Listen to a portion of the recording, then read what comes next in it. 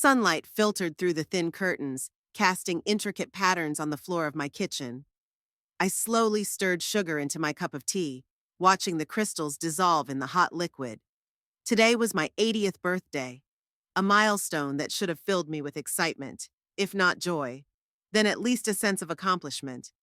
Instead, I felt only quiet exhaustion. My house, a two-story building on the outskirts of Aurora, had always seemed too big to me after Frank's death. I had lived here alone for 10 years and had gradually settled into only the first floor, rarely climbing the creaky stairs to the upper floor. The children's rooms, Frank's study, and my workshop where I once created my stuffed animals remained untouched. Taxidermy is a strange hobby for a woman, at least that's what the neighbors always said. But for me, it was an art, restoring beauty and dignity to dead creatures, preserving their forms for eternity. I started with small birds found under the windows, then moved on to squirrels, rabbits, and even foxes. I never killed animals on purpose. That was my principle. They had to die their own deaths, and only then could I give them new life under glass domes. My collection took up the entire second floor.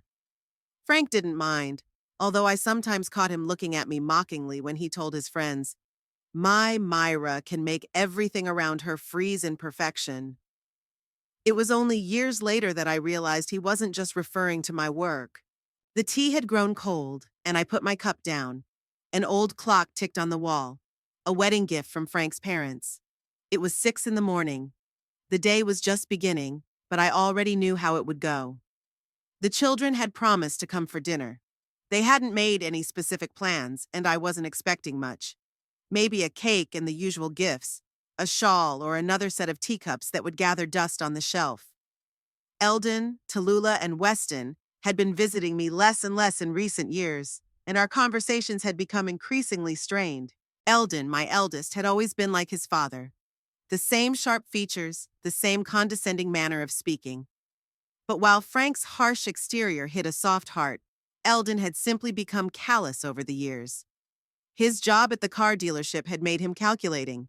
He measured everything in terms of money, even relationships. When Frank died, it was Eldon who insisted on a modest funeral so as not to waste the inheritance on unnecessary pomp. Tallulah, my only daughter, was born with a look of discontent on her face. Even as a child, she looked at the world as if it had disappointed her. No toy was good enough, no dress fit perfectly. Now, working as an administrator at a clinic, she has transferred this habit to her patients, her colleagues, and of course me. Every visit she makes begins with a critical inspection of the house and ends with a list of everything I'm doing wrong. Weston, my youngest, could have been my joy if it weren't for his wife, Margaret. In his youth, he was a dreamer. He collected old radios, tinkered with technology, and could talk for hours about his inventions. Margaret came into his life when he was 30, and since then, I have watched his eyes gradually dim. She convinced him to open a repair shop for household appliances, a practical business instead of dreams of inventions. Now he repaired toasters and microwaves, and in the evenings listened to his wife tell him he wasn't trying hard enough. I got up from the table and went to the window. In all these years, I never learned to understand where I went wrong with the children. Maybe I was too strict, or on the contrary, not demanding enough. Frank always said that children are a lottery, but I never believed in such a simple formula. There had to be something else, some moment that I had missed. The sun was rising higher, and it was time for me to get ready for the visit. I took a light blue dress out of the closet, not new, but neat. Frank always said that color made my eyes brighter. With age, my once slender figure had spread out, but I still took care of myself. I gathered my now completely gray hair into a simple bun. As I set the table, I tried to remember what my children liked to eat. Eldon preferred meat dishes. Tallulah watched her figure and ate only salads. And Weston, to be honest, I couldn't remember what Weston liked. In recent years, he had simply eaten whatever Margaret put in front of him without saying a word. The doorbell rang at 12 sharp. They were always punctual. At least I had taught them that. "Happy birthday, Mom!"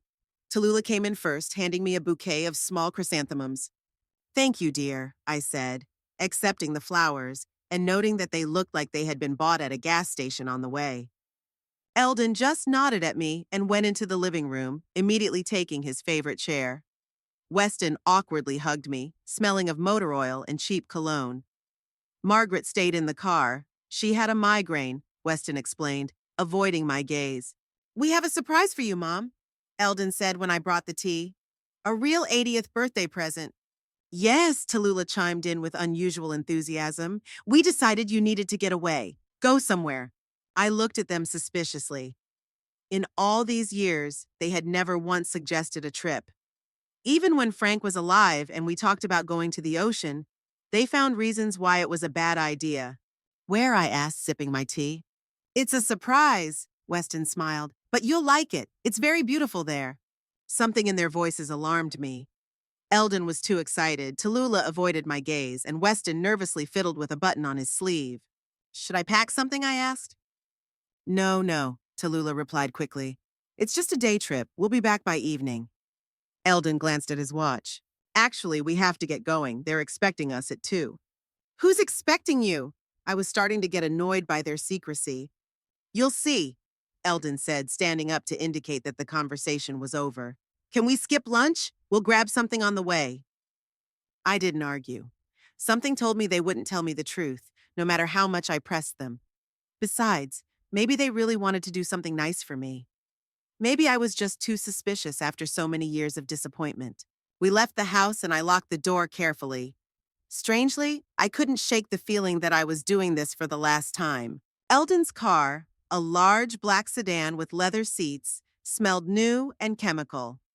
He liked to change cars every 3 years, although he always complained about not having enough money when it came to helping me repair the roof or replace the water pipes. Margaret sat in the front seat and didn't even turn around when we got in.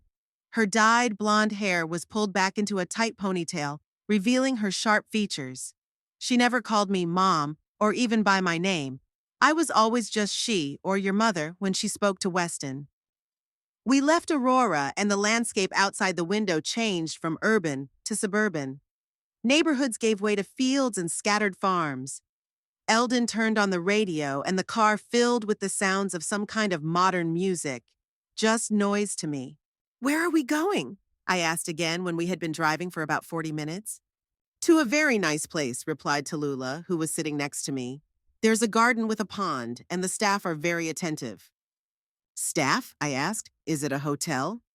Something like that, Eldon replied evasively, meeting my gaze in the rearview mirror.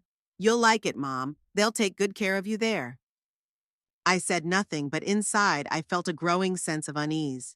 Something in their voices, in the way they exchanged glances, made me think they were plotting something. But what could they be up to? I was just an old woman living in an old house. I had no wealth worth taking.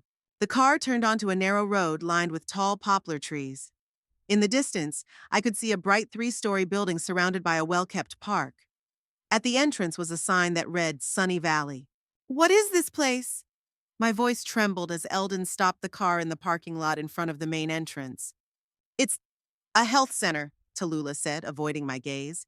We thought it would be good for you to spend some time here. Take a break from your household chores. I don't need a break from my responsibilities, I replied sharply. And I'm not sick. Take me home. Mom, Eldon sighed, turning to me. We just want to show you this place. We'll just go in and take a look. If you don't like it, we'll leave. I knew he was lying. But what could I do? Make a scene in the parking lot? At my age, it would have confirmed their worst fears about my mental state. Fine, I said dryly.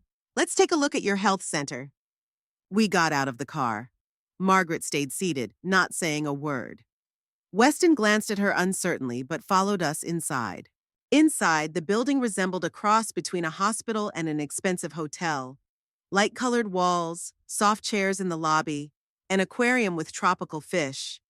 But behind the reception desk sat a woman in a medical gown, and the distinctive smell of medicine wafted from the hallway. Good afternoon, smiled the woman behind the desk. How can I help you? We're here for our appointment, Eldon said in a businesslike tone. Hedgefield, for Myra Hedgefield. The woman nodded and began searching for something on the computer. I froze, feeling the blood drain from my face. They had made an appointment. For me, without my knowledge. Ah, yes, the woman smiled even wider. Myra Hedgefield, 80 years old. We've been waiting for you. Happy birthday. I turned to the children, and my gaze was so intense that Weston took a step back. What does this mean? I asked, my voice sounding strange even to me. Mom, Eldon began in a conciliatory tone, we've been wanting to talk to you for a long time. You live alone in a big house that needs constant care. It's hard for you to climb the stairs, and you can't keep the garden in order anymore. I'm doing just fine, I snapped. And if you're so worried about my garden, you could come by and help sometimes. It's not just the garden, Tallulah interjected. We're worried about you. What if you fall? What if you get sick and there's no one around? I'm not disabled, I said, feeling anger rising inside me. And I'm not going to spend the rest of my life in a nursing home just because you're afraid for me. It's not a nursing home, Weston hastened to assure me. It's a hospice. It's where people who are living out their last days. I finished for him. Is that what you planned for my birthday? To show me where I'm going to die? Mrs. Hedgefield, the woman at the desk interjected, we have very comfortable accommodations, professional medical care, daily activities, socialization. Many of our residents say they wish they had moved here sooner. I didn't deign to respond. Instead, I turned toward the door. I'm going home, I said firmly, right now. Mom, Eldon blocked my way. We've already made up our minds. Your room is ready. We've already paid for the first month. Without my consent, I couldn't believe what was happening. You can't force me to stay here. It's illegal. Actually, they can, Tallulah said quietly. We signed the papers. As your next of kin, we have the right to decide if we think you can't take care of yourself. That's absurd, I raised my voice. I'm of sound mind and fully capable. Mrs. Hedgefield, the woman at the desk interjected again. Why don't we go to my office and discuss this calmly? I'm the hospice administrator, Rachel Dunn. I wanted to refuse, but I realized I had nowhere to go. If I made a scene, they would only become more convinced that I was incapable of making decisions. The administrator's office was small but cozy. Bookshelves, soft armchairs, framed photographs on the desk, presumably of her family. Rachel Dunn, a woman in her 50s with short brown hair, motioned for us to sit down. Myra, she said, immediately switching to the informal you, as if we were old friends. I understand your concern. Moving is always stressful, especially at your age. But trust me, you'll be fine here. I don't want to move, I replied, trying to sound calm. I have a home. And I didn't agree to this confinement. Mom? Eldon rubbed his nose with a gesture that always betrayed his irritation. We're doing this for your own good. You'll be better off here. I looked at my children, 3 grown adults whom I had once carried in my arms, sung lullabies to, taught to tie their shoelaces and read. Now they sat across from me, confident in their righteousness, ready to decide my fate without my input. It's not about what's best for me, I said quietly. It's because it's inconvenient for you to have a mother who lives alone and might need your help at any moment. It's because you don't want to spend time visiting me, but you feel guilty. This way, you can visit me once a month with a clear conscience, because I'll be under supervision. That's not true, Tallulah protested, but her voice faltered. We love you, Mom. If you love me, respect my decision, I said, standing up. I'm going home. Rachel Dunn exchanged glances with Eldon, and in that glance I saw something that sent a chill down my spine. Myra, she said softly, I'm afraid that's not possible. Why? I asked, even though I already knew the reason. Because your house has been sold, Eldon replied, avoiding my gaze. We decided that at your age, it's not practical to maintain such a large house. The deal was finalized last week. I sank back into the chair, feeling the ground slip away beneath me. My house, I whispered. The house Frank and I bought 50 years ago? The house you grew up in? You sold it without my knowledge? We had power of attorney, Eldon said in a businesslike tone. You signed it yourself 3 years ago when you had the flu and were afraid something would happen to you. I remembered that incident. I had a bad case of the flu, a high fever, and Eldon was there with some papers that needed to be signed, Mom, just in case. This is illegal. My voice sounded weak even to me. I didn't sign a power of attorney for this. Myra, Rachel Dunn put her hand on my shoulder. I understand that this is difficult for you right now, but your children did the right thing. The money from the sale of the house will provide you with a comfortable life here for many years to come, and your personal belongings. She looked at Eldon. We kept the most important things, he said quickly. Photo albums, jewelry, some souvenirs, the rest. My stuffed animals. I suddenly realized what was bothering me the most. What about my collection? There was silence. Eldon and Tallulah exchanged glances. Mom, Weston began cautiously. Your collection, well, it took up a lot of space, and the new owners didn't want to keep it. We sold it to a collector. You sold my life's work? I didn't recognize my own voice. Without my knowledge. They were just gathering dust in the attic, Tallulah shrugged. And to be honest, Mom, it was a little weird. All those dead animals under glass. I closed my eyes. They didn't understand. They never did. Each stuffed animal was a part of me, my memories, my history. The little goldfinch I found after my first fight with Frank. The squirrel Eldon brought me when he was 8. He cried over the dead animal, and I showed him how death could be turned into art. The fox I was working on when I found out I was pregnant with Tallulah. We're going around in circles, Rachel Dunn said, breaking the silence. Let me show Maya her room. I think when she sees how comfortable it is, she'll find it easier to accept the situation. I didn't argue. All my strength suddenly left me. The house was sold. The collection was sold. I had nothing left but the clothes I was wearing and the memories that no one could take away from me. Rachel led us out of the study and down the hallway. I walked as if in a dream, oblivious to my surroundings. Something inside me died the moment I realized I would never return home. This is your room, Myra. Rachel opened the door to a small room with a bed, a nightstand, and an armchair by the window. This is where you'll be living. The bathroom is next door, very convenient. I entered silently and sat down on the bed. Eldon and Tallulah remained in the doorway, while Weston shifted from foot to foot in the hallway. We'll bring your things tomorrow, Tallulah said. Your clothes, your photographs, everything you need. We have to go. Eldon looked at his watch. Margaret is waiting in the car. Of course she is. I finally looked up. She was always more honest than you. She never pretended to care about me. Mom, Weston began, but I cut him off. Go, I said quietly. All of you, go. They didn't argue. Rachel Dunn whispered something to them and they left. I was left alone in a strange room that was now supposed to be my home. Outside the window, I could see a well-kept garden with benches and a fountain. Elderly people in bathrobes and pajamas slowly strolled along the paths, accompanied by nurses. This was my new world, a world of waiting for the end. I didn't cry. The tears came later when I realized the full extent of the betrayal. But at that moment, I just sat and watched the sunset, painting the sky red, the color of blood, the color of anger, the color of revenge that was beginning to form in my mind. The first night at the Sunny Valley Hospice was endless. I lay on an unfamiliar bed, listening to the quiet footsteps of nurses in the hallway and the muffled moans of one of the patients through the wall. The room I was assigned was clean and tidy, but sterile, like an operating room. White walls, beige curtains, standard furniture, nothing personal, nothing that said anything about me. The morning brought no relief, only a clear awareness of reality. I was here, without a home, without my collection, without a past. At 80 years old, I was a refugee in my own life. There was a soft knock at the door. I didn't answer, but the door opened anyway, and a young nurse entered with a tray. Good morning, Mrs. Hedgefield, she smiled. I'm Emily, I brought your breakfast. She placed the tray on the table, oatmeal, toast, orange juice, and pills in a small plastic cup. I don't take any medication, I said without even looking at the tray.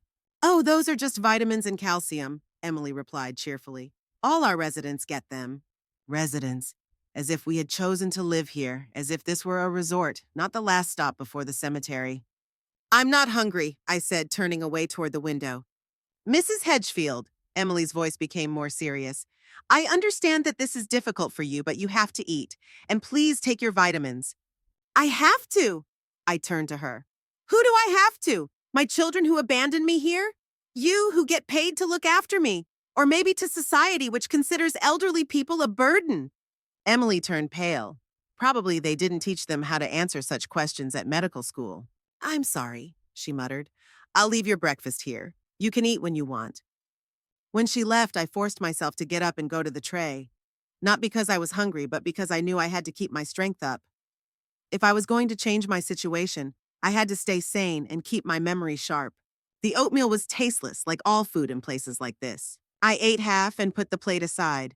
I flushed the pills down the toilet, an old habit I'd picked up back when Frank was sick, and the doctors prescribed him handfuls of useless pills. Never take anything you're not sure about, he used to say. And I learned that lesson well. After breakfast, I decided to explore my new prison. Dressed in the same dress I had worn yesterday, the only one I had, I stepped out into the hallway. The hospice was larger than it had seemed at first. 3 floors connected by elevators and staircases, numerous corridors, common rooms, and a dining room. Everything was decorated in pastel colors, with pictures of nature on the walls and potted plants. It was an attempt to create a cozy atmosphere, which only emphasized the artificiality of the place. In the lobby on the first floor, I saw the reception desk, behind which sat yesterday's administrator, Rachel Dunn. She noticed me and waved, but I pretended not to see her and headed for the exit to the garden. It was cool outside. The beginning of autumn had turned the leaves on the trees yellow and red, and a light breeze blew them off, swirling them in the air. I sat down on the nearest bench and just watched the endless fall, just like my life right now. Home. I closed my eyes and imagined it. 2 stories, with a spacious porch and tall windows overlooking the hills. Frank and I bought it when we were still very young, right after Eldon was born. A home for our growing family, Frank said, and we both believed we would fill it with children's laughter and happiness. At first, it was just like that. Eldon took his first steps on the creaky parquet floor in the living room. Tallulah played with her dolls in the garden under a large apple tree. Weston built things with his construction set on the rug in front of the fireplace. Frank spent every weekend repairing or improving something, while I took care of the house and my taxidermy. My workshop was on the second floor, in a small room with a north-facing window, where the light was even, without harsh shadows. Frank made me a special table with lighting and shelves for my tools. I spent hours there creating my little masterpieces. My first work was a tiny sparrow found dead on the porch. I studied taxidermy books for a long time before I decided to try it. The process was more complicated than I thought, but the result exceeded my expectations. The bird looked as if it was about to fly off the branch on which I had fixed it. Frank was impressed. "You have golden hands, Myra," he said, examining the sparrow. And although I could see a hint of confusion in his eyes, why spend so much time on a dead bird? He never tried to dissuade me from my hobby. The children reacted differently.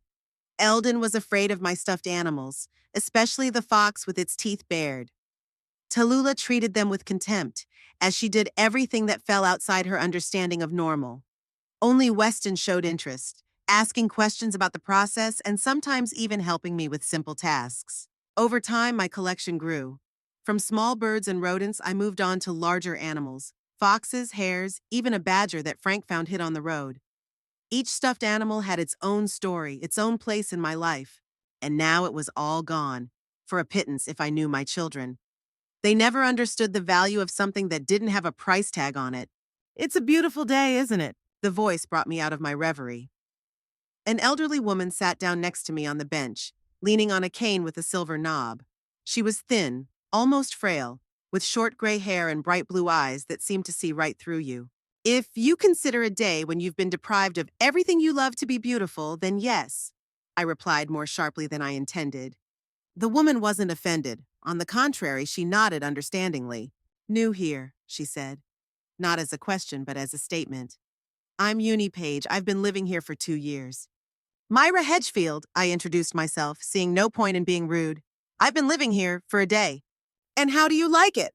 Eunice asked with a hint of irony in her voice. "Disgusting," I replied honestly. "I was brought here under false pretenses. My children sold my house and all my possessions without my knowledge or consent. Now I have to live out my days here like an obedient old woman, not causing anyone any trouble." Eunice snorted.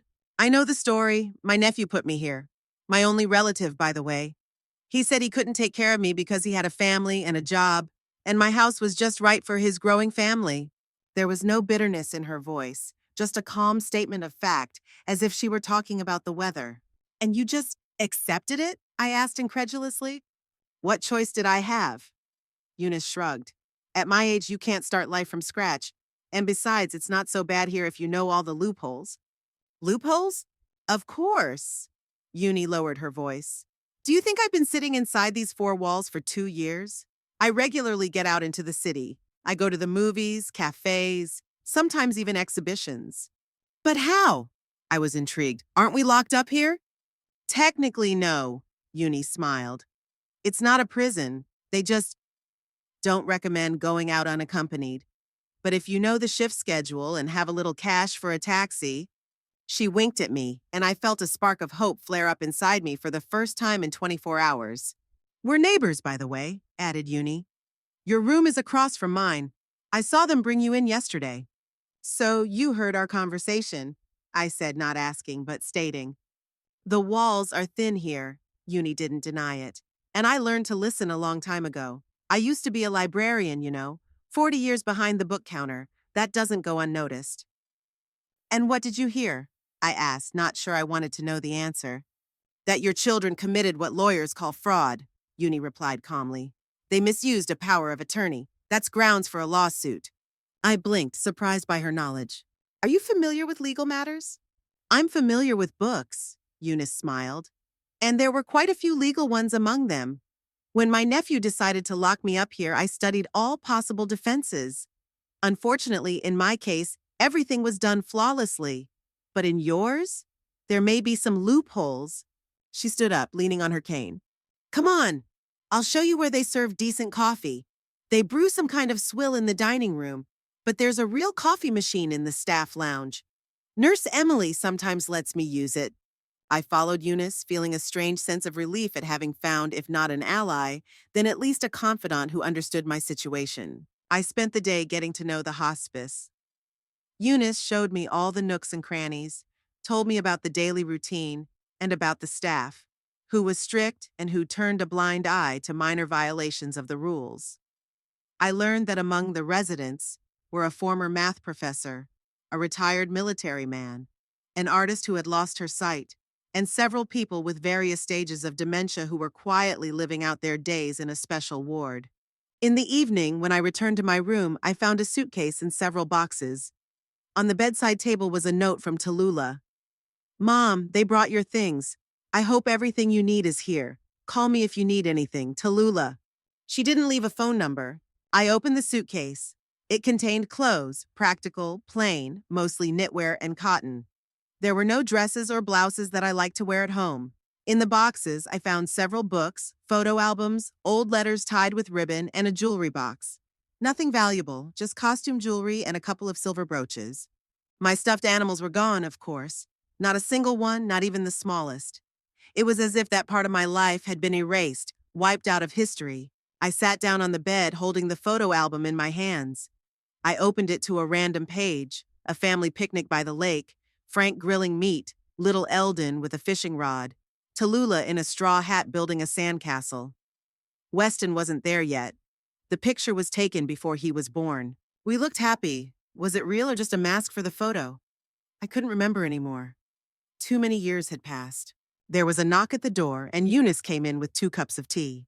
I thought I'd check on you, she said, setting the cups on the nightstand. Oh, I see your things have arrived. What they thought was worth leaving me, I said, closing the album. Nothing that was of any real value to me.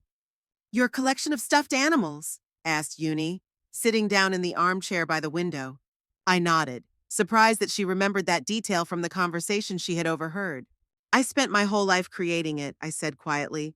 Each stuffed animal is not just a dead animal. It's a moment in time frozen forever, a memory you can touch.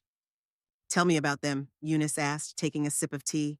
And I told her about the sparrow, the squirrel, the fox, about how I learned this art from books and through trial and error, about how I almost gave up once when my owl didn't turn out right and ended up crooked with a twisted beak, about how Frank put that failed owl in the most prominent place in the living room and told all the guests that it was his favorite piece of my art. Eunice listened attentively without interrupting, only occasionally asking clarifying questions. When I finished, it was already dark, and only a table lamp was lit in the room, creating a cozy circle of light. You know, Eunice said thoughtfully, I've spent my whole life surrounded by books, stories captured on paper. You've preserved stories in a different form. We're not so different after all. Perhaps. I wasn't sure I agreed with the comparison, but it touched me. Only now, all my stories are scattered among strangers' homes, or thrown away if no one wanted to buy them. Not necessarily, Eunice leaned toward me. I know the antique shops in Aurora like the back of my hand. If your dolls ended up there, we can track them down. We? I raised an eyebrow. Why do you want to help me? Eunice smiled, and there was a mixture of bitterness and determination in that smile. Because I know what it's like to lose everything. And because in this place, you either make friends or go crazy from loneliness. I wasn't used to trusting people, especially new acquaintances. But there was something about Uni that made me trust her. Maybe it was her directness or the quiet dignity with which she carried her age. Thank you, I said simply, for the tea and the company. You're welcome, Eunice said, standing up. Tomorrow we'll start Operation Return of the Scarecrows. Now get some rest. The first night here is always the hardest. When she left, I unpacked the rest of my things and took a shower in the small bathroom. The water was barely warm and the towels were stiff from too much bleach. Everything here was functional but soulless. Lying in bed, I thought about my home, about the creaky floorboard in the hallway that Frank and I never fixed because it served as an alarm when the kids tried to sneak into the kitchen for cookies at night. About the old apple tree in the garden that bore so much fruit we couldn't keep up with it. About the attic where Christmas decorations and children's drawings were stored in cardboard boxes. All of this now belonged to someone else. Strangers walked on my floors, slept in my rooms, and had probably already cut down the apple tree because they didn't want to bother with the fallen apples. I felt tears running down my cheeks. I don't remember the last time I cried. Probably at Frank's funeral, and even then, not for long. I had to organize the wake, accept condolences, and make sure everything went smoothly. Now I could afford this weakness. No one saw, no one heard. I cried for my home, for my collection, for the life that had suddenly ceased to be mine. The morning brought a headache and eyes swollen from crying, but also a strange sense of relief. It was as if the grief I had finally let out was a little easier to bear. Emily brought breakfast, oatmeal, toast, and pills again. This time I ate everything, but the pills still went down the toilet. I wasn't going to swallow something I didn't know what it was. After breakfast, I met with Eunice again. She was waiting for me in the garden on the same bench where we had met yesterday. So, she said without preamble, I've come up with a plan. First, we need to find out who bought your house and where the scarecrows went. Then we can think about the next steps. And how do you propose to do that? I asked. My children are unlikely to tell me the details of the deal. I have contacts in town, Eunice smiled mysteriously. People who owe me favors. Let's start with them. She took an old-fashioned cell phone out of her pocket. Not a smartphone, but a simple flip phone. They don't like residents using phones here, she explained, noticing my glance. They think we might complain to someone about the conditions. But they don't notice this old man. They think he doesn't even work. Eunice dialed a number and spoke briefly with someone, calling him Tom, and asking about the sale of a house on Linden Street. I gasped. She knew my home address, even though I hadn't told her. How did you? I began when she finished her conversation. I am a former librarian after all, Uni interrupted me. I know how to find information. And yes, I did some research on you before our conversation. I apologize for invading your privacy, but at my age, there is no time for long introductions. I didn't know whether to admire her directness or fear her, but I didn't really have a choice. Eunice was the only person who had offered to help me. And what did your Tom say? I asked. That the house has been sold to the Bergmans, a young couple with 2 children. They moved here from California and were looking for an authentic house with history. Eunice grimaced as she said the last words. As for the contents of the house, most of it was sold at Gordon's auction. Do you know him? I shook my head. It's a small auction house on the outskirts of Aurora. They specialize in clearing out houses after the owners die or move into nursing homes, Eunice explained. There's usually nothing of value there. Old furniture, dishes, books, but sometimes you find interesting things. I doubt anyone would find my stuffed animals interesting, I sighed. More like strange or scary. Don't say that, Eunice objected. Taxidermy is back in style. Hipsters decorate their coffee shops and barber shops with stuffed animals. It's considered ironic and vintage. I snorted. The thought that my work, into which I had put so much effort and soul, had become a fashion accessory in some pretentious establishment was both offensive and amusing. Tom promised to find out exactly where your stuffed animals ended up, Uni continued, but it will take some time. In the meantime, she smiled slyly. How about a little tour of Aurora? A tour? I didn't understand. You mean get out of here? Exactly, nodded Uni. Today is Wednesday, visiting day. Security is less vigilant because relatives of the residents are constantly coming and going. We can just walk to the gate and catch a taxi. We'll be back in 3 hours, and no one will even notice we're gone. The idea of escape, even temporary, was tempting, but I hesitated. What if we get caught? What will they do? Eunice shrugged. Send us back to our room without dinner? We're not criminals, Myra. We're elderly women who want to take a walk around town. It's not against the law. She was right. The worst that could happen was a reprimand from the administration. And I wanted so badly to see something other than the walls of the hospice and its well-kept but faceless garden. Okay, I decided. Let's try it. Eunice beamed. Great. Put on something inconspicuous and meet me in half an hour at the emergency exit. It's the door at the end of the east corridor, next to the laundry room. I went back to my room and changed into a gray dress and cardigan, the most inconspicuous clothes my children had brought me. I grabbed my bag and put the photo album with several pictures of my dummies in it. Maybe they would help in the search. Exactly half an hour later, I met Eunice at the door she had indicated. She had also changed into a beige suit that made her look more like a visitor than a hospice resident. Ready? She asked, her eyes sparkling with excitement. I nodded, feeling a long-forgotten excitement awakening inside me. It was as if I was 15 again, and my friend and I were skipping class to go to the movies. Eunice pushed the door, which to my surprise was unlocked. We stepped out onto a small courtyard with trash cans and a laundry van. This way. Eunice pointed to a narrow path leading to a fence. There's a staff gate there. It opens with a code, but I know it. I didn't ask her where she got that information. It was obvious that Uni had prepared well for our little adventure. We went through the gate and found ourselves on a quiet street behind the hospice. Eunice took out her phone and called a taxi.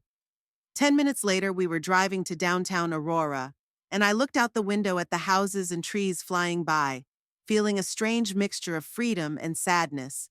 Where are we going? I asked when Eunice gave the taxi driver an address I couldn't hear. Gordon's auction house, she replied. If we're lucky, your stuffed animals will still be there. Auctions are held on Saturdays, and today is only Wednesday. The taxi stopped at an unremarkable red brick building. The sign for Gordon's auction house was barely visible, a simple plaque above the door. Inside, the room was more spacious than one might have guessed from the outside. The long hall was filled with furniture, cabinets, chests of drawers, paintings hung on the walls, and small items lay in glass display cases. Dishes, jewelry, figurines. Behind the counter sat a heavy-set middle-aged man with thinning hair and a tired look. He looked up when we entered. "How can I help you?" he asked without much enthusiasm. "Good afternoon, Mr. Gordon," Eunice greeted him as if she were a regular. "We're looking for some specific items that may have come to you recently. A collection of stuffed animals from the house on Linden Street." The man frowned, trying to remember. "Hedgefield?" he asked finally. "Yes, we had a shipment of those. Unusual items, I must say. The fox in particular was very expressive."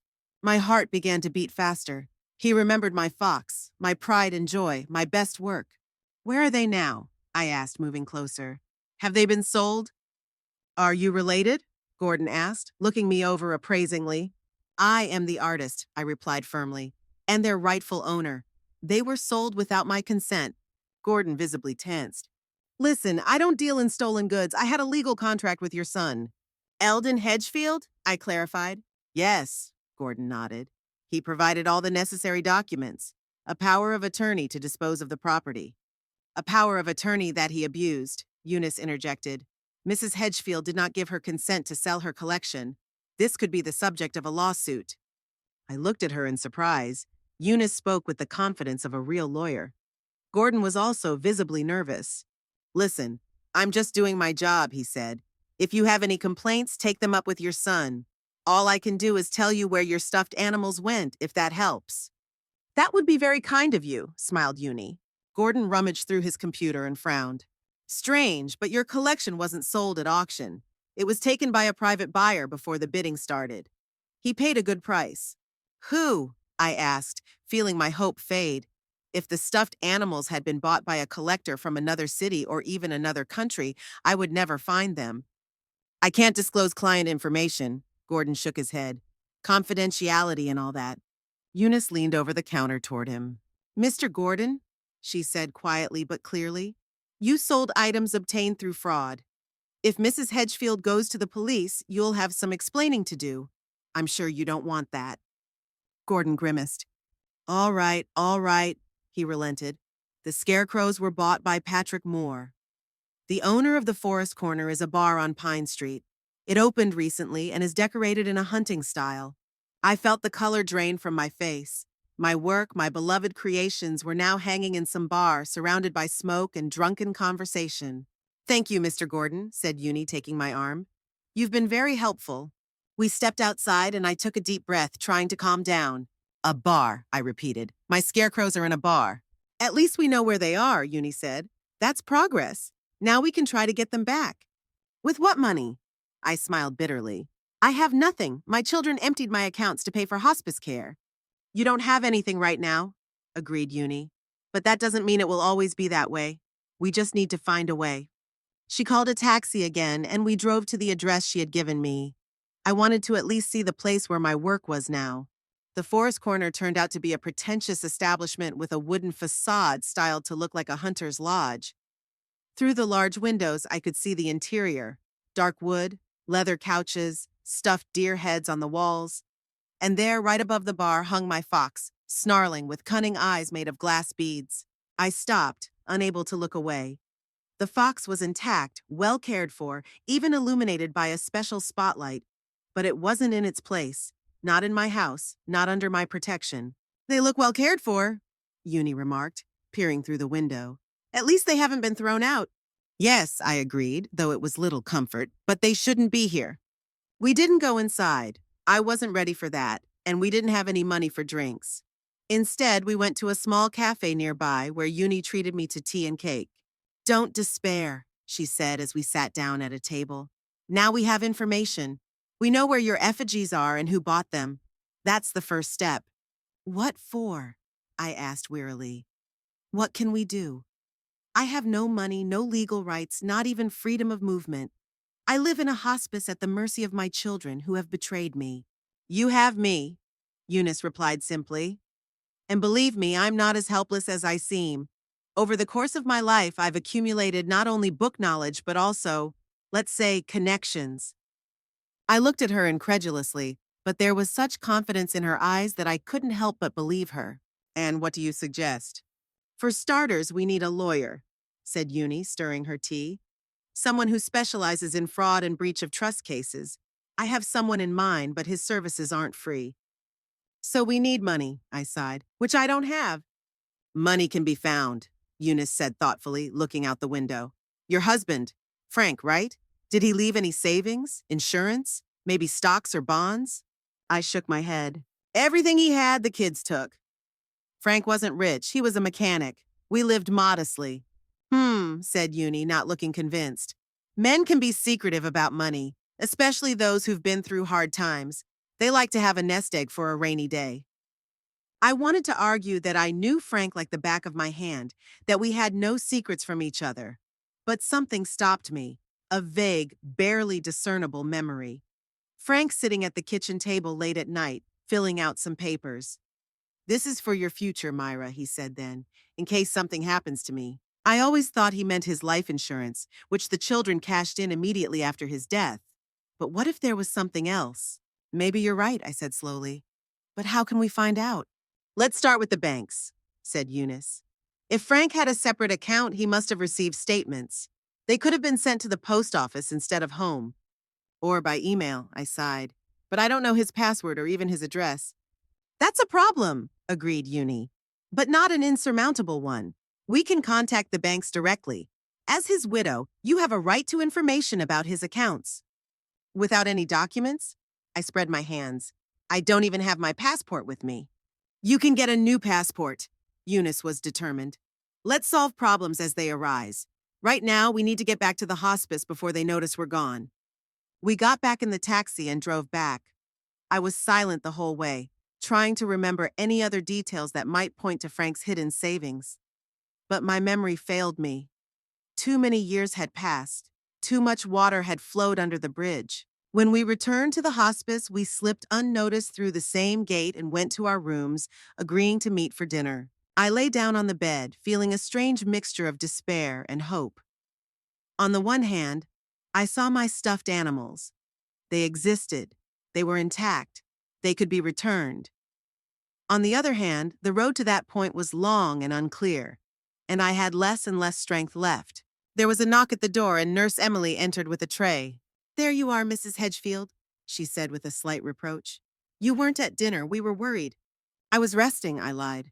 "It was a tiring day." Emily nodded, though her eyes betrayed her doubt. She set the tray on the nightstand, soup, bread, compote, and the usual pills. "Eat while it's hot," she said, and left. I sat down and looked at the food without appetite. The events of the day had left me exhausted, but they couldn't drown out the pain of loss. My home, my collection, my dignity, everything had been taken from me in a single day. And although Eunice gave me hope, I knew how illusory it was. But something in me had changed over the past 2 days. Bitterness and despair had given way to determination. If I had anything in common with my stuffed animals, it was resilience. They had survived death to find a new form. Perhaps I could do the same. I ate the soup and bread, threw away the pills, and went to bed. Tomorrow would be a new day, and Uni and I would continue our search. The children didn't call or come by.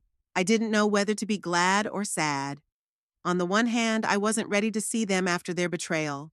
On the other hand, their absence only confirmed that they considered the matter closed.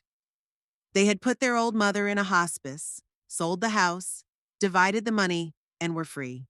As I fell asleep, I thought about my fox hanging above the bar in the forest corner.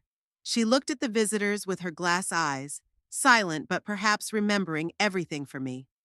Someday, I would bring her home, and that day would be the beginning of my rebirth.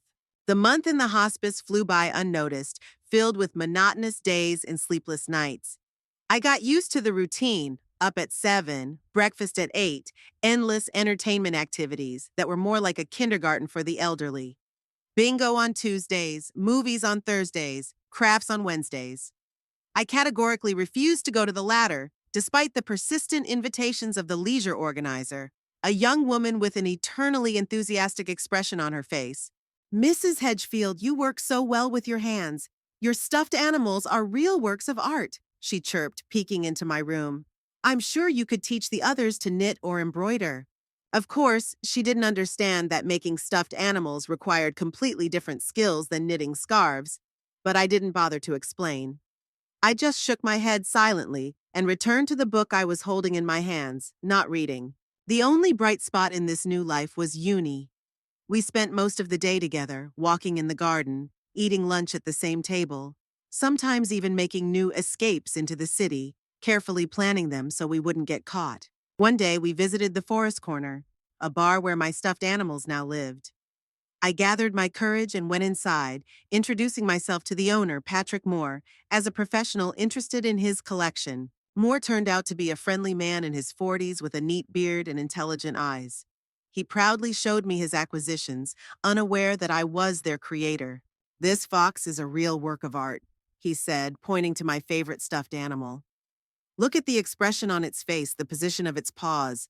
It looks like it's about to jump." I nodded, holding back tears. My fox was well cared for, but it wasn't hanging where it belonged. Not in my house, not among my other works. "Do you know who made it?" I asked, feigning professional interest. "Unfortunately, no." Moore shrugged. "I bought it at an auction from Gordon. He said it was the work of some local amateur, but I think it's the work of a real professional." I felt a strange mixture of pride and bitterness. My work was appreciated, but no one knew who I was. However, it was probably for the best. If Moore had known that I was the artist and the rightful owner, he might have become suspicious. "They're not for sale," he said, noticing my gaze. "They've become a feature of the bar. Customers come in especially to see them." I nodded, realizing that buying them back right now was out of the question. I had to find another way. Back at the hospice, Uni and I continued to discuss a plan of action. The main problem was still money. Without it, I couldn't hire a lawyer, find a new place to live, or buy back my stuffed animals. There must be a way, said Uni as we sat in her room drinking tea. Your husband couldn't have left you nothing. I thought about it a lot. I remembered conversations with Frank, his business, the documents he sometimes filled out in the evenings. But I couldn't remember anything specific. After his death, Eldon took over all the financial matters, and I let him do it, too immersed in grief to get into the details. Maybe that was my mistake. Maybe that was when I lost control of my life, handing it over to my son, who turned out to be too greedy and heartless. On one of those gray days, as I sat in the common room pretending to listen to a lecture on proper nutrition for seniors, Nurse Emily approached me. Mrs. Hedgefield, may I have a word with you? She looked a little nervous. I got up and followed her into the hallway where no one else was. I probably shouldn't be doing this, Emily began, looking around, but I think you need to know. What are you talking about? I asked, intrigued by her secrecy. My daughter works at the National Bank of Aurora, Emily said quietly, in customer service. And yesterday she mentioned a strange case. An old account opened in the name of Myra Hedgefield that hasn't had any activity for many years. I froze, feeling my heart begin to beat faster. An account in my name? I asked. Are you sure? Yes, Emily nodded. Caitlin, my daughter, said it was opened over 10 years ago. The depositor specified that the account should remain untouched until the owner comes in person. Frank, I whispered. It could only be Frank. I don't know the details, Emily continued. Caitlin couldn't tell me any more. Banking secrecy and all that. But she said that if you came to the bank with your ID, they would give you all the information. I took Emily's hands in mine. Thank you, I said sincerely. You have no idea what this means to me. Emily smiled shyly. I thought it was wrong how you were treated. Your children, I mean. She lowered her voice to a whisper. Some people here really need care, but you're not like that. You can live on your own. I nodded, touched by her understanding. Emily was young, no more than 25, but she had a wisdom that many lacked. Thanks again, I said. I'll definitely look into that. When Emily left, I immediately went to look for Eunice. I found her in the hospice library, a small room with a few shelves of worn books, which she had taken under her wing, tidying it up and cataloging it. Eunice, I said, barely containing my excitement. I have news. I told her about my conversation with Emily. With every word I said, Eunice's eyes grew wider and wider. I told you so, she exclaimed when I finished. Men always have a stash, especially thoughtful ones like your Frank. But why didn't he tell me? The question tormented me. We were married for almost 50 years. We had no secrets. Maybe he wanted to surprise you, Eunice suggested. Or he was afraid you'd refuse to take the money. Or he just didn't have time to tell you before he died. It sounded logical. Frank had passed away unexpectedly, a heart attack in his sleep. We hadn't said goodbye or any last words. Maybe he had been planning to tell me about the account but hadn't had time. What now? I asked, even though I already knew the answer. Now we need to get to the bank, Eunice said decisively, and as soon as possible before your children find out about the account. It turned out to be more complicated than we thought. For starters, I needed identification. My passport was at home and had probably been thrown away or hidden by the children. I never had a driver's license. Frank always did the driving. We need to get your passport back, said Eunice after a long discussion. You can do that at the MFC, but that means getting out of the hospice for a longer period of time. We decided to act on the following Wednesday, visiting day when the guards were less vigilant. The plan was simple. Leave through the service entrance, as we had done last time, take a taxi to the MFC, apply for a replacement passport, and then return to the hospice before our absence was noticed. But on Tuesday, something unexpected happened. Eldon arrived at the hospice. I saw his car in the parking lot where I was walking with Eunice. It was a black sedan, the same one he had brought me here a month ago. My son, I said, feeling everything inside me go cold. Calm down, Eunice put her hand on my shoulder. It could just be a routine visit. Maybe he brought your things or some documents. But we both knew that was unlikely. If Eldon wanted to bring my things, he would have done so earlier. Something had happened and it didn't bode well. I found him in the hall talking to Rachel Dunn. They both turned when I approached. Mom, Eldon smiled tensely. How are you feeling? Fine, I replied dryly. To what do I owe the visit? Rachel Dunn tactfully excused herself, leaving us alone. Eldon looked tense. His tie was too tight, his face was pale, and his eyes were darting around. I came to see how you're settling in, he said, but his voice sounded unconvincing. Is everything okay? Do you like it here? No, I replied honestly. I don't like it here. I want to go home. Mom, Eldon sighed in the same condescending tone he used when he explained to me why he couldn't come home for Christmas. We've already discussed this. The house is sold. You don't have a home anymore. Thanks to you, I couldn't hold back. Thanks to you and your brother and sister, I'm homeless at 80 years old. Eldon grimaced as if he had a toothache. We did what we thought was best for you, he said, repeating his rehearsed line. You couldn't live alone anymore. The house needed repairs. We just got rid of the burden, I finished for him. Don't lie, Eldon. I know you just wanted the money. And speaking of money, where did the proceeds from the sale of the house go? Eldon visibly tensed. Part of it went to pay for this place, he said, gesturing around the hall. The rest we put in an account for your future needs. What account? I asked. Which bank? Who has access to it? Mom, Eldon took a step back. Those details aren't important. The main thing is that you're taken care of. You don't have anything to worry about. I want to know where my money is, I insisted. I have a right to know. Of course, he agreed quickly. I'll bring you the statements next time. Right now, I just wanted to make sure you were all right. He was clearly lying, and I was determined to find out why. Eldon, I looked him straight in the eye. Why did you really come here? He looked away, and I knew I had hit a nerve. The bank has some questions, he finally admitted, about the power of attorney you gave me. Someone was asking about it. I kept my face impassive, though inside I was freezing. Who could be asking about the power of attorney? Could Emily or her daughter have suspected something and started asking questions? What questions? I asked as calmly as I could. I'm not sure, Eldon said, nervously adjusting his tie. The bank called and said they needed to see the original power of attorney for verification. Something about possible fraud. Now I understood why he had come so suddenly. He was afraid his schemes would be exposed. And what did you tell them? I asked. That the power of attorney is in order, of course.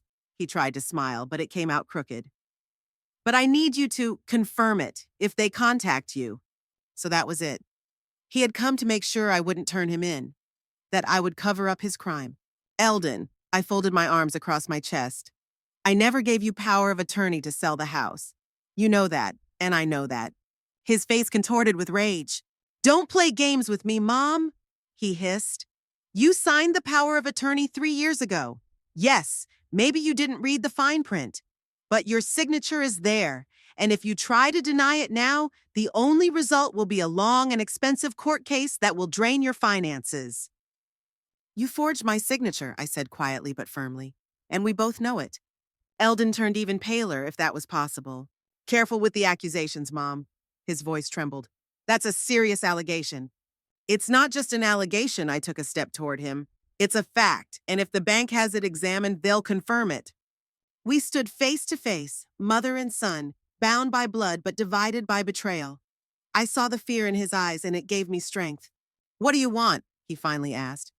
The truth, I replied, and compensation. I want to know how much you got for the house and my things, and I want my share. That's impossible. Eldon shook his head. The money has already been distributed. Some of it has been spent. On what? I raised an eyebrow. A new car? A vacation for Tallulah? Weston's business? I could see from his face that I had hit a nerve. We can discuss compensation, he said after a pause. A small amount. Enough to make your stay here more comfortable. I don't want to stay here, I snapped. I want to get out of here. Find a new place to live. Get my things back. That's not realistic, Mom. Eldon shook his head. You can't live alone, and your things have already been sold. They can't be returned. I can live alone, I argued, and I'll prove it. As for my things, there are ways to get them back. Legal ways. Eldon looked at me with a mixture of surprise and irritation. He hadn't expected such resistance. He thought I was broken, that I had accepted my fate. You don't understand what you're getting yourself into, he said, lowering his voice. Lawyers, courts, expert witnesses, all of that costs money. Money you don't have. We'll see, I smiled, thinking about the bill Emily had told me about. Sometimes life has surprises. Eldon wanted to say something, but at that moment, Rachel Dunn approached us. Everything okay? She asked with a professional smile. Mr. Hedgefield, would you like some tea or coffee? No, thanks, Eldon replied sharply. I'm leaving. He turned to me and added quietly, We're not done talking, Mom. Think carefully before you do anything stupid. With that, he turned and walked quickly toward the exit. I watched him go, feeling strangely relieved. For the first time in many years, I saw my son's real face, and it was ugly. Are you all right, Mrs. Hedgefield? Rachel asked when Eldon disappeared through the door. Yes, I replied, and it was true. Everything is finally falling into place. I found Eunice in the garden, waiting for me on our usual bench. Well, she asked when I sat down beside her. What did he want? I told her about my conversation with Eldon. With every word I spoke, Eunice nodded more vigorously. They're panicking, she said when I finished. That's a good sign. It means they have a weak spot. The power of attorney, I agreed.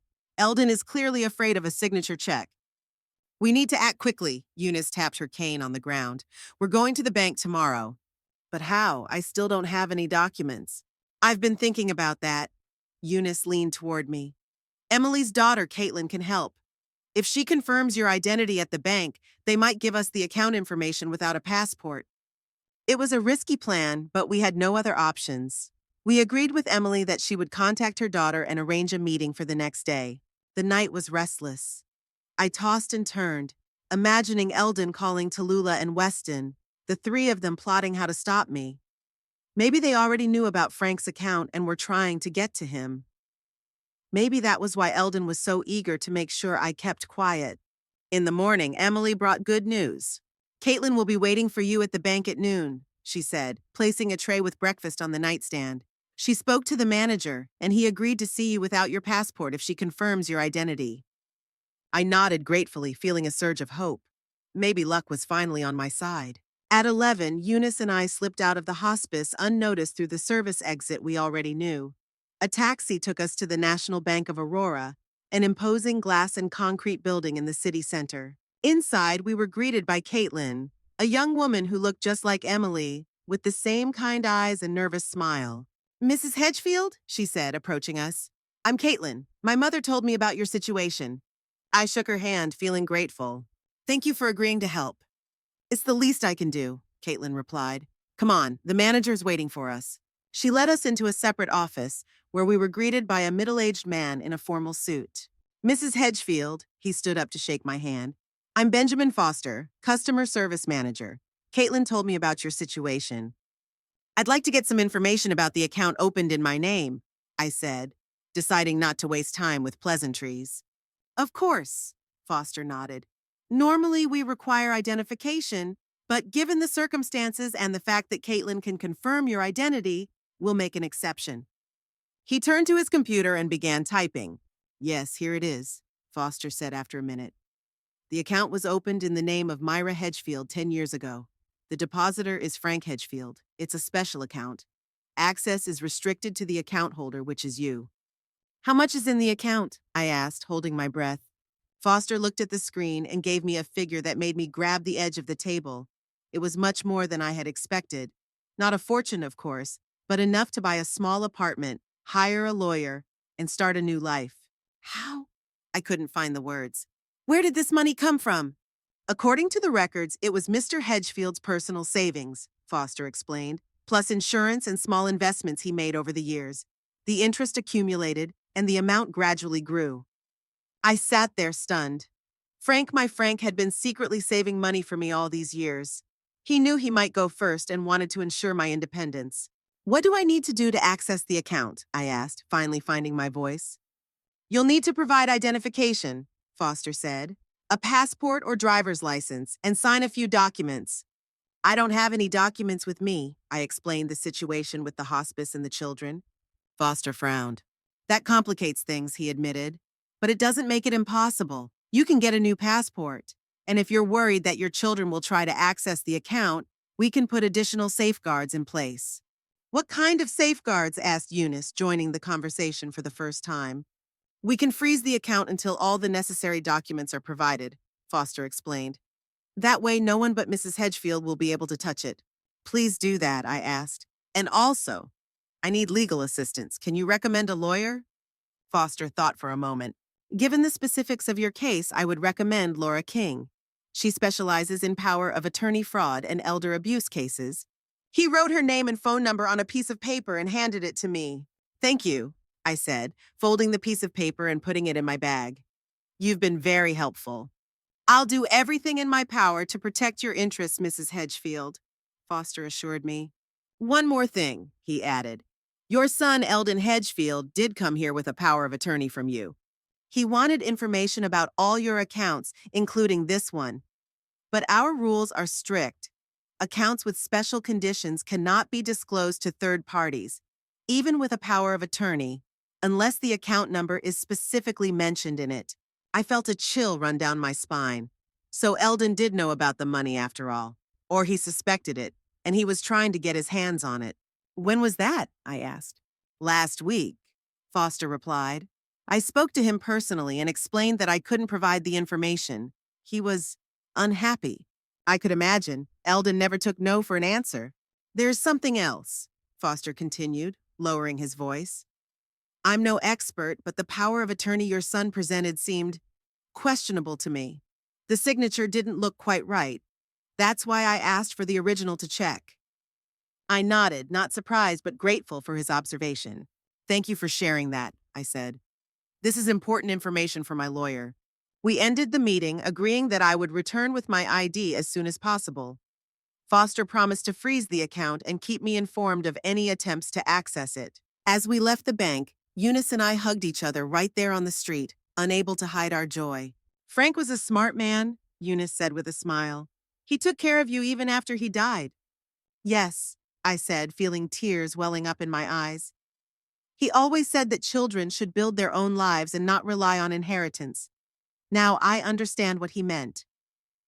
Our next destination was the MFC, where I applied to have my passport reinstated. The process was easier than I expected, especially when the clerk learned about my situation. She promised to expedite the procedure, and we agreed that Uni would pick up the passport in 3 days. After that, we called attorney Laura King and made an appointment for the next day.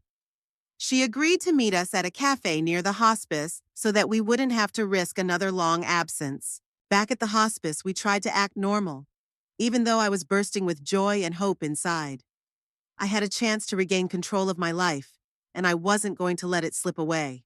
The next day, we met with Laura King, an energetic woman in her 50s with short hair and a piercing gaze.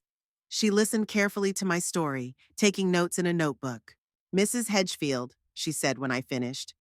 Unfortunately, your case is not unique. I deal with situations like this several times a year.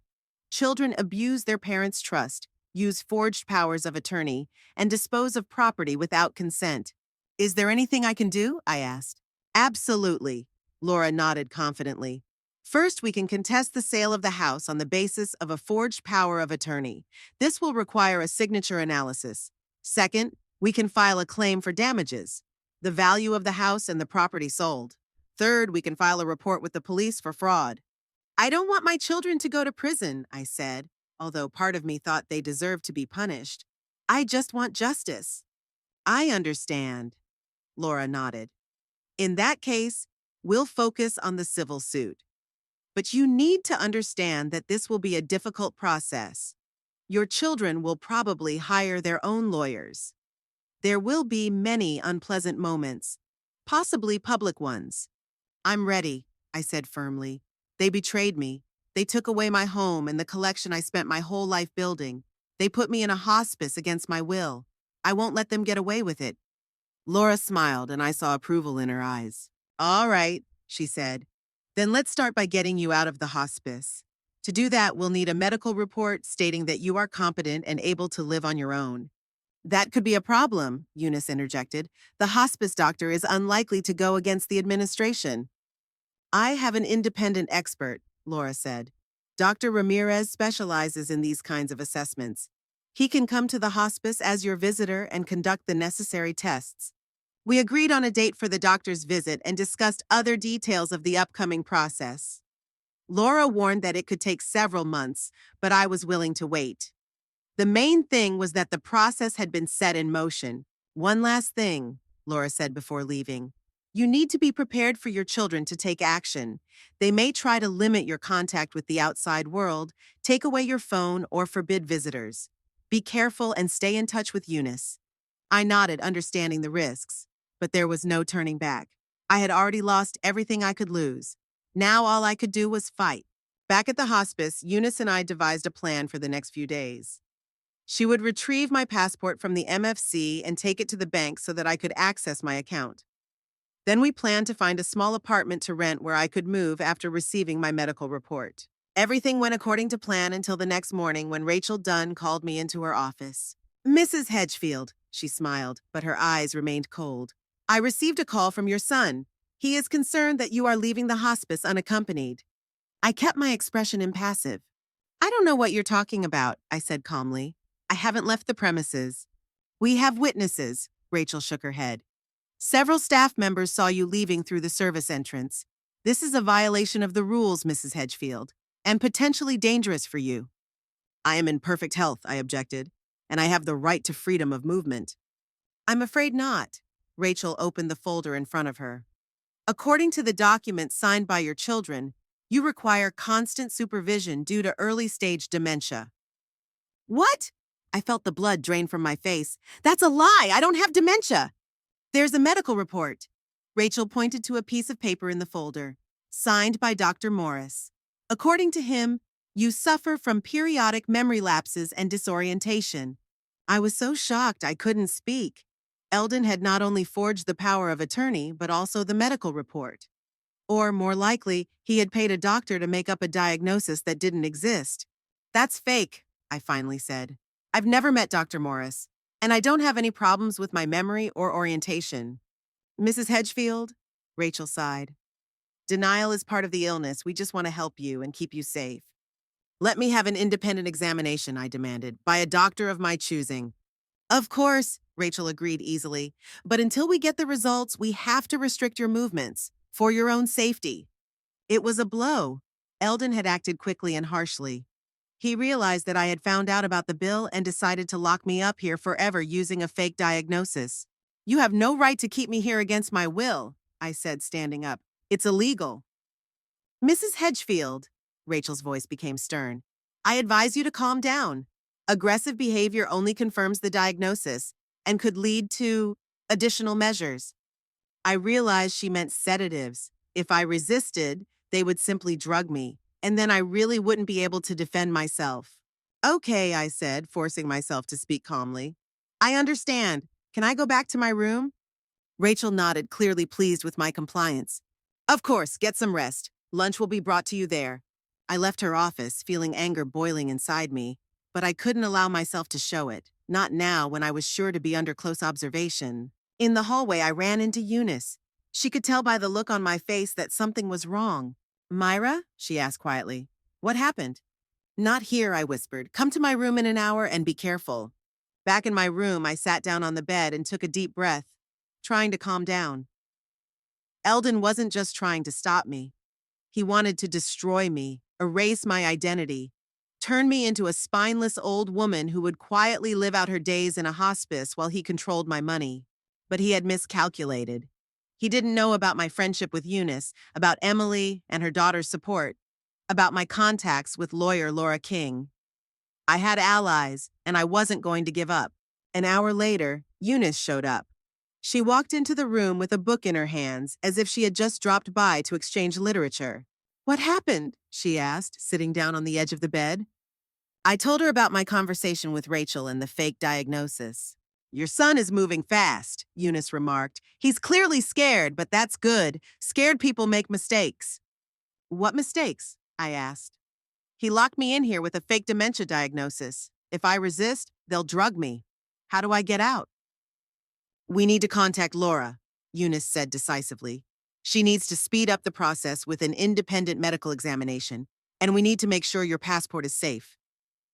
They can take my phone, I pointed to the old flip phone Eunice had given me, and forbid you from visiting me. Then we need to act today, Eunice squeezed my hand. Right now. She took out her phone and dialed Laura King's number. She spoke quietly, briefly explaining the situation. When she finished, she turned to me with a determined look on her face. "Laura will be here in an hour," she said, "with Dr. Ramirez and an official court order for an independent medical examination. She filed an emergency motion as soon as we suspected that your children might take such measures." "A court order?" I couldn't believe my ears. "But how? When?" "Yesterday," Uni replied. "After our meeting, Laura said that cases like this are not uncommon and it's better to be safe than sorry." I was amazed at my lawyer's foresight and grateful for it. "What should I do?" I asked. "Nothing," Uni smiled. "Just wait. Stay calm. Don't give them any reason to think you're up to something. And when Laura arrives, follow her instructions." The next hour was one of the longest of my life. I sat in my room pretending to read a book, although I couldn't concentrate on a single word. Eunice left so as not to arouse suspicion, but promised to return with Laura. Finally, there was a knock at the door and Emily entered. "Mrs. Hedgefield," she said with a nervous smile. "You have visitors. Your lawyer and your doctor." I stood up, feeling my heart beating in my throat. "Thank you, Emily," I said. "I'm ready." I walked out into the hall where Laura King, an elderly man with a kind face whom I took to be Dr. Ramirez, and Eunice were waiting for me. Standing next to them was Rachel Dunn, clearly unhappy with what was happening. "Mrs. Hedgefield," Laura shook my hand, "I'm Laura King, your lawyer, and this is Dr. Ramirez. We have a court order for an independent medical examination." She handed the paper to Rachel, who took it with obvious reluctance. "Is this necessary?" Rachel asked. "We already have Dr. Morris's report." "Which we dispute," Laura said firmly. "Mrs. Hedgefield has a right to an independent examination, and the court has agreed to that." Rachel looked over the document and sighed. "All right," she said finally. "You can use the office for the examination, but I will be present." "No," Laura objected. "The examination must be conducted alone with the patient. That is Dr. Ramirez's requirement." Rachel wanted to argue, but Laura's firm gaze made her give in. "As you wish," she said, pointing to the office door. "You can use that room." Dr. Ramirez conducted a thorough examination. He asked me questions about dates, places, and times, asked me to recall past events, and gave me some simple logic puzzles to solve. I completed all of this with ease. "Mrs. Hedgefield," he said after the tests were over, "you show no signs of dementia or any other cognitive impairment. Your memory, orientation, and logical thinking are normal for your age. I am prepared to sign a statement certifying that you are fully competent and capable of making your own decisions." I felt tears of relief welling up in my eyes. "Thank you, doctor," I said. "This is very important to me." When we left the office, Laura showed Rachel Dr. Ramirez's report. "As you can see, Mrs. Hedgefield is fully competent," she said, "and she wants to leave your facility today." "That's not possible," Rachel shook her head. "The contract for her stay was signed by her son. He paid a month in advance." "The contract is invalid," Laura countered. "It was signed on the basis of a forged power of attorney and a forged medical report, as we now know." She took another document out of her briefcase. "This is a court order for the immediate release of Mrs. Hedgefield from your facility. If you prevent this, you may be charged with unlawful detention." Rachel paled as she looked over the document. It was clear she was looking for a loophole, but couldn't find one. "All right," she said finally. "Mrs. Hedgefield can go, but I have to tell her son." "Of course," Laura smiled. "Tell him that his mother is now represented by King and Partners, and that we are preparing a lawsuit for fraud and breach of trust." Rachel said nothing, just turned and went into her office. I looked at Laura gratefully. "What now?" I asked. "Now we take your things and get out of here," Laura replied. "I have temporary housing for you, an apartment my firm rents for clients in situations like this. You can stay there until we find something more permanent." I nodded, feeling warmth spread through me. I had hope and freedom. We quickly gathered my few belongings. Eunice decided to leave with me too. Her nephew hadn't been interested in her for a long time, and she felt lonely in the hospice. "Where are you going?" Emily asked when she saw us with our suitcases in the hall. "Home," I replied, hugging her. "Thank you for everything, and please thank Caitlin for me." Emily nodded, tears welling up in her eyes. "I'm happy for you," she said. "I really am." We stepped out of the hospice into the sunlight. Laura's car was waiting for us in the parking lot. I looked back at the building that had been my prison for the last month and felt a strange sense of relief. It was the end of one chapter of my life, and the beginning of a new one. In the car, Laura told me about her immediate plans. Tomorrow we're going to the bank to set up your access to the account, she said. Then we'll file a lawsuit to invalidate the sale of the house and demand compensation for damages. It will take time, but with the evidence we have, including the forged signature and the fake medical report, we have a good chance. What about my stuffed animals? I asked. Can we get them back? That's more complicated, Laura admitted, but not impossible. If we can prove that the sale was illegal, we can demand the return of the property or compensation for its value. I nodded, realizing that the road ahead would be long, but now I had the means, the freedom, and the support, and I was ready to fight for what was rightfully mine. A small apartment on the third floor of an old brick building on the outskirts of Aurora became my new home. 2 rooms, a kitchen, and a tiny bathroom.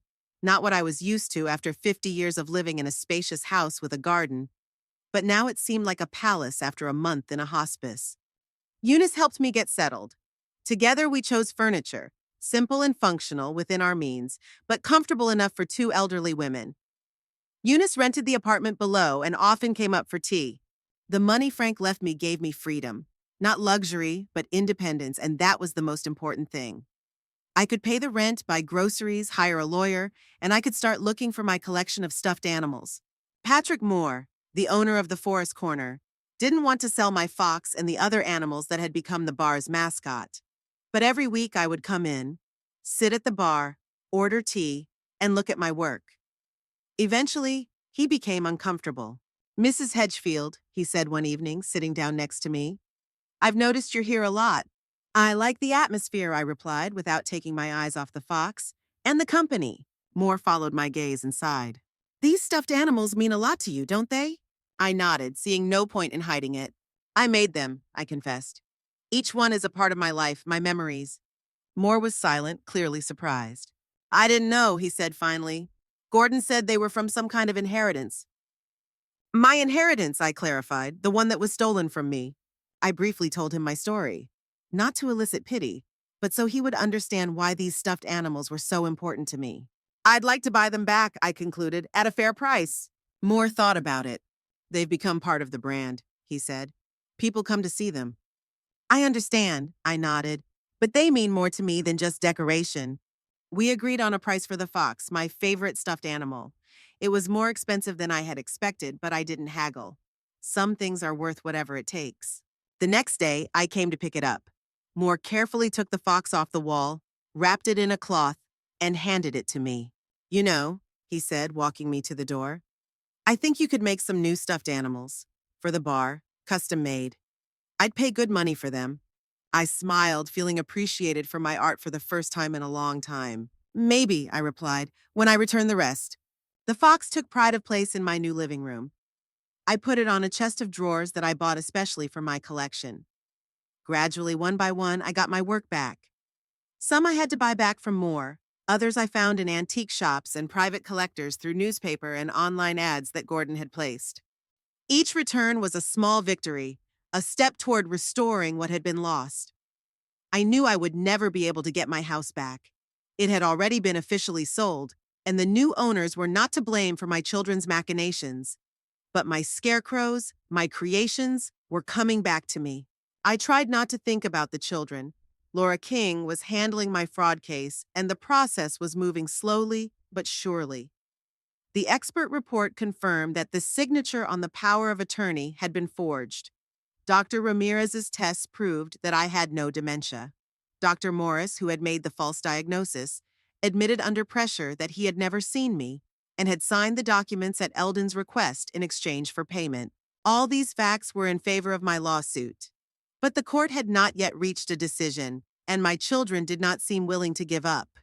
They hired expensive lawyers and denied everything, claiming that I had signed the power of attorney myself and then forgotten about it due to my age. Then something happened that no one expected. While browsing the local newspaper, Eunice found a small article about the closure of a home appliance repair shop. The shop belonged to Weston. "Hedgefield Repair, a family business, is closing after 17 years, the article read. Owner Weston Hedgefield said he was unable to pay his debts and was forced to declare bankruptcy. I felt a strange mixture of emotions, satisfaction that justice had somehow prevailed, and paying for the son I still love despite everything. What are you going to do? Asked Eunice, watching my reaction. Nothing, I replied, turning away from the newspaper. That's his problem. But a week later, Weston showed up at my door. He looked haggard, with dark circles under his eyes and rumpled clothes. I let him in, more out of curiosity than compassion. Mom, he shifted awkwardly from foot to foot in the small hallway. You look good. Thanks. I didn't return the compliment. What brings you here? Weston walked into the living room and froze when he saw my growing collection of stuffed animals on the dresser. You found them, he said quietly. I bought them, I corrected him. With my own money, the ones you couldn't take from me. Weston lowered his head. Mom, I know we did the wrong thing, but we thought we were doing what was best. Best for whom? I asked, sitting down in an armchair and motioning him to the sofa. For me or for yourselves? He sat down without looking up. I'm confused, he admitted. Eldon and Tallulah, they insisted. They said it was the right thing to do, that you couldn't live alone anymore. And you decided that without even asking me, I said, not asking, but stating, without talking to me, without offering to help. Weston was silent, and I realized he hadn't come to apologize, at least not just for that. What happened to your workshop? I asked bluntly. He looked up at me in surprise. You know? It was in the newspaper, I shrugged. Small town news travels fast. Weston sighed. I invested all my money in new equipment. I took out a loan. I thought I could expand the business and start repairing electronics as well as household appliances. But I miscalculated. The loan was too big and there weren't enough customers. And Margaret, he fell silent, but I understood without words. She left? Weston nodded. She said she wasn't going to live with a loser. She took half the furniture and filed for divorce. I didn't have warm feelings for Margaret, but now I almost felt sorry for her. Almost. I'm sorry, I said, and I meant it. I was sorry that my son's life had gone off the rails, but I didn't feel obligated to save him. Mom, Weston finally looked me in the eye. I need help. Money, just a little, to cover part of my debt and find a new job. There it was. The real reason for his visit, not remorse, not a desire to repair our relationship, a request for money. You have a brother and a sister, I said calmly. Why don't you ask them? I did, Weston admitted. Eldon said he's having financial difficulties because of your lawsuit, and Tallulah, she just didn't answer the phone. I wasn't surprised. My children had always been closer to each other when they wanted something from me. But when the going got tough, they were on their own. Weston, I said, folding my hands in my lap, you were involved in selling my house. You allowed my collection to be sold. You agreed to put me in a hospice against my will. And now you're asking me for money? He lowered his head, not out of shame, but out of disappointment. He had hoped that his mother's love would outweigh his resentment. I hoped you would help me. No, I said firmly, I won't give you a penny. You have to solve your own problems, just like I solved mine. Weston jumped up, his face contorted with anger. You've always been cold-hearted, he shouted. You've always thought only of your dolls, your interests. Even now, when your son is in trouble, you turn your back on him. I remained calm, looking up at him. Where were you when I was in trouble? I asked quietly. When I was tricked into going to a hospice? When my house was sold? When the things I had created all my life were sold off? Weston couldn't find an answer. His anger faded as quickly as it had flared up, leaving only exhaustion and despair. What should I do? He asked, his voice sounding genuinely helpless. The same thing I did, I replied. Start from scratch, find a job, save money, build a new life. He left without saying goodbye, slamming the door so hard that the glass rattled. I didn't go after him or try to stop him. I knew I had done the right thing, even though my heart ached for the son I had once held in my arms. A week later, I decided to organize a family dinner. I sent formal invitations to all 3 of my children, indicating the time and address of a small restaurant in downtown Aurora. I wasn't sure they would come, especially after my conversation with Weston, but I wanted to give them a chance. To my surprise, they all showed up. Eldon was wearing an expensive suit, looking like he was doing us a favor. Tallulah had a forced smile and a wary look in her eyes. Weston was as scruffy as ever, but a little more put together than when we last saw him. I reserved a table in a private booth so we wouldn't be disturbed. When everyone was seated and had ordered, I finally spoke. Thank you for coming, I began. I invited you here to clear up a few things. First, I want you to know that I no longer consider you my family. Tallulah gasped, Eldon pursed his lips, and Weston just stared at his plate. This isn't a spur-of-the-moment decision, I continued. I've thought about this for a long time. Family isn't just blood, it's support, respect, and care. I haven't gotten any of that from you. Mom, Tallulah began, but I raised my hand to stop her. I'm not finished. Second, I want you to know that your actions will not go unpunished. I have filed a lawsuit for fraud in the sale of the house. An expert has already confirmed that the signature was forged. Dr. Morris admitted that he had never seen me. Eldon turned pale, Tallulah nervously fiddled with her napkin, and Weston looked at me with a frightened expression. What does that mean? He asked. It means that you are facing not only a civil lawsuit, but also criminal prosecution, I replied calmly. Document forgery, fraud, possibly even conspiracy. My lawyer believes this is a very serious matter. You won't do that, Eldon tried to say confidently, but his voice trembled. You won't send your children to prison. I'm not going to send anyone to prison, I said. I just want justice and compensation. If you agree to my terms, I won't press charges. What terms? Tallulah asked quickly. Full reimbursement for the value of the house and property, including my collection, I replied, plus compensation for emotional distress and a public apology. That will ruin us, Weston whispered. Perhaps, I shrugged. But it will be fair. You tried to take everything from me, my home, my collection, my dignity, even my freedom. Why should I spare your finances? They were silent, and in that silence I could feel their fear. They never thought I would fight back, that I had the strength and determination to do so. They thought I was a weak, helpless old woman who could be deceived and forgotten. You have a week to think about it, I said, standing up. Then my lawyer will be in touch. I left them sitting at the table, confused and frightened. As I left the restaurant, I took a deep breath of the evening air. My heart felt light, as if I had lifted a heavy burden that I had been carrying for many years. At home, Uni was waiting for me with tea and cookies. She didn't ask how the meeting went, just poured tea silently, giving me time to collect my thoughts. You know, I said finally, I thought I would feel malicious or at least satisfied, but I just feel liberated. Eunice nodded, understanding without words. That's what real victory is, she said. Not revenge, but freedom. We sat in silence, drinking tea and looking at my collection of stuffed animals, which was gradually returning home. Not to the house where I had lived most of my life, but to a new one that I was creating myself, according to my own rules. Come over for dinner tomorrow, I suggested to Uni. I'll make that casserole you love. I'd love to, she smiled. Only if you let me bring dessert. That's how my new life began, without the children who had betrayed me, but with friends who supported me in my hour of need. With the collection I was gradually getting back, with plans and hopes I thought I had lost forever. At 80, I started all over again, and it was scary but wonderful at the same time.